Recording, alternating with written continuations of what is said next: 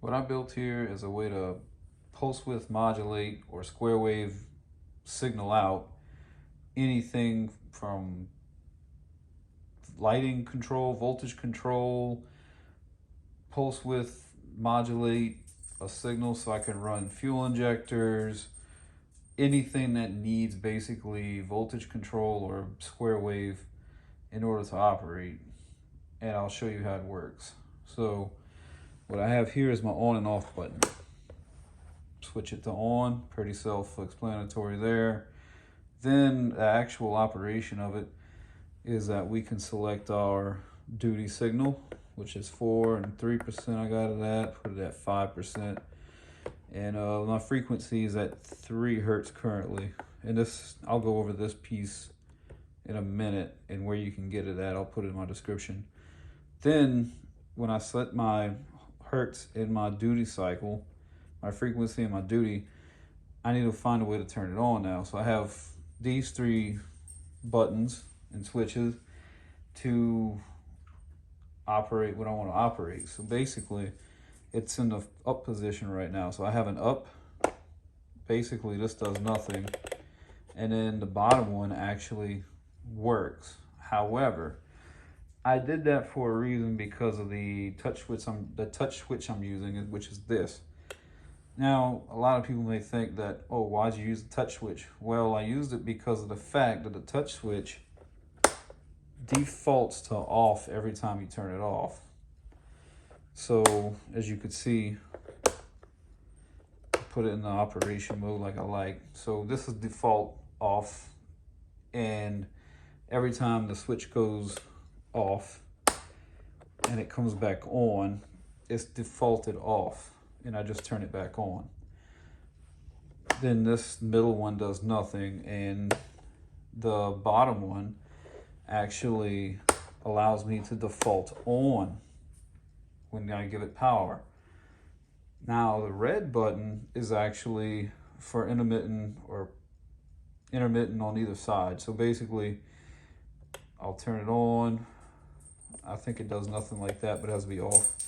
So basically I can press and hold it, and what it does is that it actually does the opposite of, I have the switch in the opposite direction. So I'll put it over here and I can have it default off, press this button with the switch off, and as you will see, it sends the signal out to the bulb. Like I said, leave it on, cut the power back on, it defaults off. All right, now I can show you what I really have inside of this box. This is an old toolbox I had laying around, and I decided to put it to some use.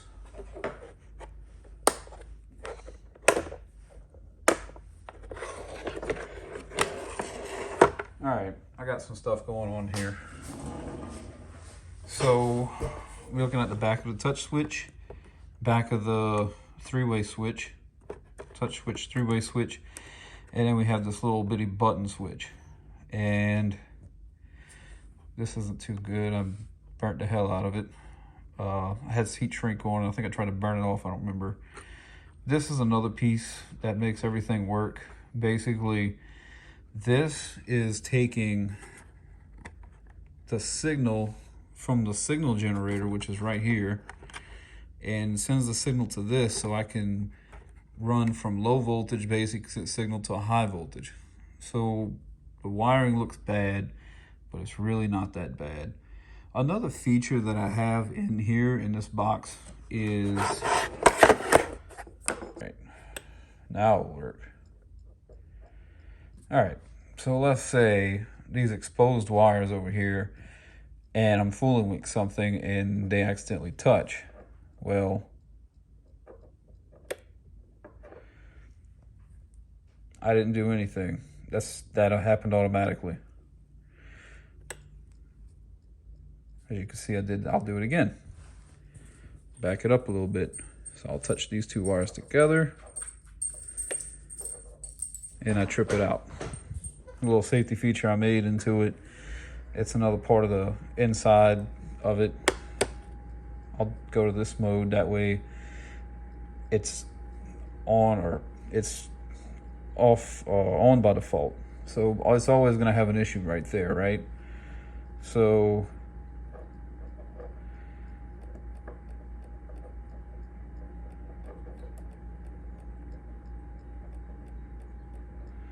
well, I don't know why that's not working. I think honestly it's because I don't have enough duty cycle. So we'll turn the duty way up. As you can see, it's getting really bright. All right. So we're at 100% duty and it's fully on now. So if these two wires touch, the whole thing goes dead. And it automatically comes back on. So that's a feature I built in it because, let's face it, if you're testing stuff, things will happen and you don't want to short anything out. So anyways, I'll show you how I did that. Let's turn it off. All right. So I'll go over this again. Here's my touch switch. I got a pack of these, and like I said, this takes the signal from the signal generator, and that's what basically it uses a MOSFET to control the actual flow of electricity through it in a high speed way. It's like basically a solid state switch, if you want to think of it like that. It turns on and off super fast. It's no mechanical switch. Now I have down here, I have a relay, and I use the relay because of the fact that I have another basic way how to make the system operate. So I'm using a 87A relay basically, where if the relay is off by default, I have power coming out this middle wire. It's always hot. When the relay is powered or energized, the power comes out of this blue wire right here, and that will go to my switch over here. As you can see, I have the power coming in over here and over here, and basically I'm using the center terminal on this switch to send power out through this MOSFET setup, and then it goes out to the bulb or whatever I want to run.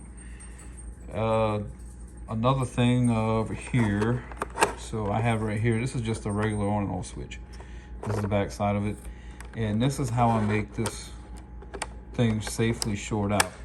I basically have a 10 amp breaker, so when this trips, it cuts power to everything I have it running out as. So this is just a regular automotive one, and I made it work with some old automotive wiring, like this orange wire, these pink wires. Yeah. So what I have this feeding is that the power comes in basically through these gold wires right here. It comes around, goes to my switch. So everything is getting fed through this on and off switch. I turn the switch on, power comes through, and it comes into this breaker. Out of the breaker, it splits. I have two pink wires coming off. I have one going to the signal generator, and the other one is feeding, going to this momentary switch that I have down here. Get a better view of that. So this pink wire comes up, comes out, it goes to the scrawny momentary little red button I have on here, the little momentary switch, and it also is feeding the touch switch over here, because this is all connected. This goes to the touch switch on the positive side of it, and then I have another wire that I'm using as feed. Where is it? I know I have it somewhere. Oh yeah, the big red wire. How did I ignore that? So the big red wire is feeding into the relay. It's bigger than what it needs to be, or it may not be. I don't know. The wiring isn't perfect. I mean, like I said, it's a 10 amp relay, so if these wires are good for 10 amps, then I shouldn't have an issue. And as you could see, I didn't have an issue when I grounded it out at worst case scenario. So power comes in the red one and out the two blue ones, depending if the relay is energized or not. The signal for the relay, to turn the relay on and off, is the white wire, and that comes over here. So if I press the button on this red, if I press this red button over here, power comes through it to this terminal right here that goes on the output of the actual touch switch, and this goes to this white wire, and this energizes my relay. The grounds are kind of similar. They're all connected in their own power, well, their own little circuit. So the ground for the relay, black wire, basically they're all black. They connect here at this soldered connection. I have a negative going to the switch over here. I also have a ground which is coming out of my signal generator, which I need to tighten up. And that's the positive and ground of the setup. Now the actual part that does the switching, or the actual signal generator part of it, is you're gonna have this black wire and this red wire. Now on it, it's labeled as PWM. All right, and then you got your voltage over here, V negative, V positive, and yeah. So out of the red and black, it comes over here, and this is your signal generator going into this MOSFET, basically. The MOSFET is fed from this ground, which connects to the rest of these grounds, and the yellow wire is getting fed by these two blue wires, which is getting fed by the red wire. And then basically this is just a simple output. The electricity comes out of these two wires. I really don't know why this is set up like this. I mean, it could have been set up differently. I don't know if I can get away with just using one of the terminals, or I mean at least two of the terminals coming in and out, or it has to pass through both sides of the MOSFET, or I can use it as like a, or I could probably double up maybe, I don't know. But that's the way I have it wired, and they seem to be individual because of the way it's wired. So basically the power gets sent out through the wire with the white stripe on it, comes around, goes to my whatever I'm powering, and then it comes back. So obviously it's separate. And basically, I think the way I have this set up, which is not the best, but it works, is that all the ground that I'm powering, whatever I'm powering over here, is going, no, I take that back. Just this black wire is actually powering everything inside the box. It's grounding out everything inside the box. So it's not a high demand ground. But then more important thing is that the ground that is going back to the battery is a decent sized wire, at least the same size wire that's powering whatever I'm powering. So that's pretty good. Any other information I have on these parts? I have, there's two different types of switches that you can buy that are touch switches. So right here I have one that you get at AutoZone. It doesn't have any markings on the back at all. It's just flat, you know, there's nothing telling you your positive, negative, and your output. That's why I have this set up like this, so maybe you could see it. As you can see, this is how you want to set it up. You got your output, you got your ground, and then you have your positive. Output, ground, positive, if that helps. Now the AutoZone one is different. This one's basically on by default. So anytime you energize it, you would basically have to touch it to turn it off. Now that's the AutoZone. I forgot the brand name of it. Threw away the box. But Pilot, which is the one I have here, is marked on the switch. You can actually, it's kind of hard to see at this angle, but without these connectors on it. But it does tell you basically. Yeah, I have to pull off some stuff to show you. At least the Pilot one tells you where you connect stuff.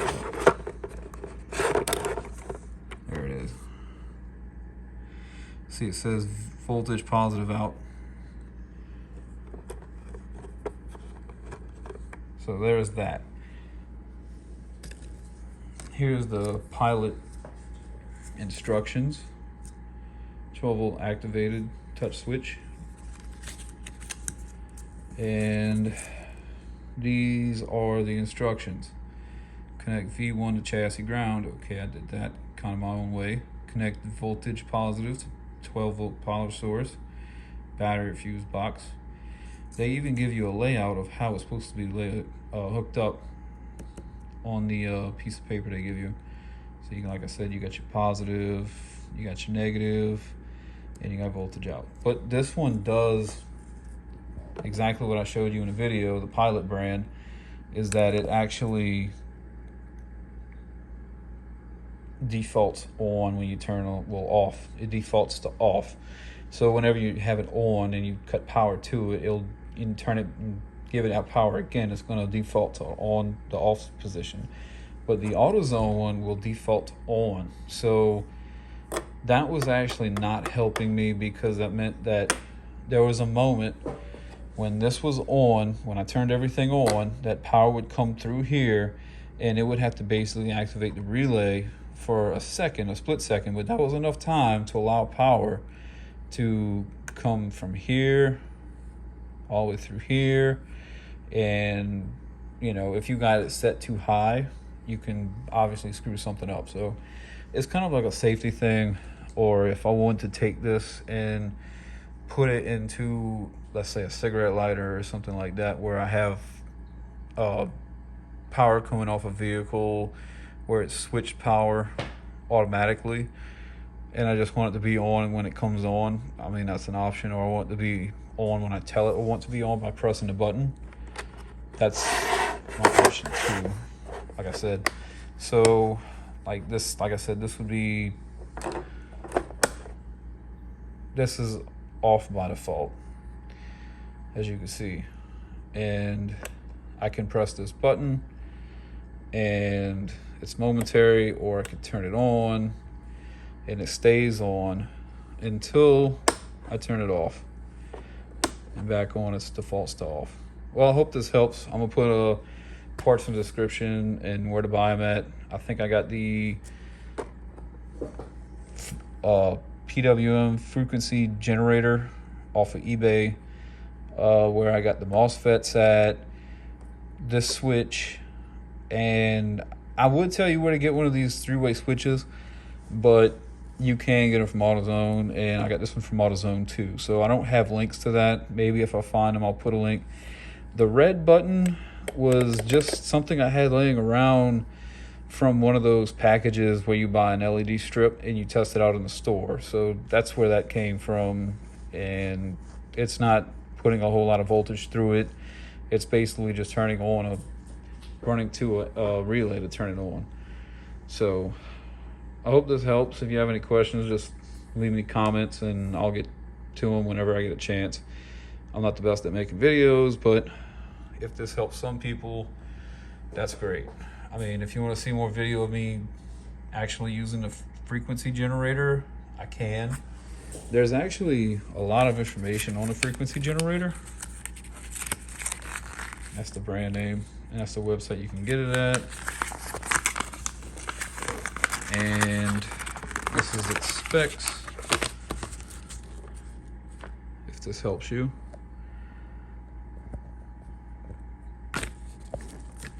If you want to do like a screen grab and you want to pause it and look at the information, that's cool. I'll try and help you out here.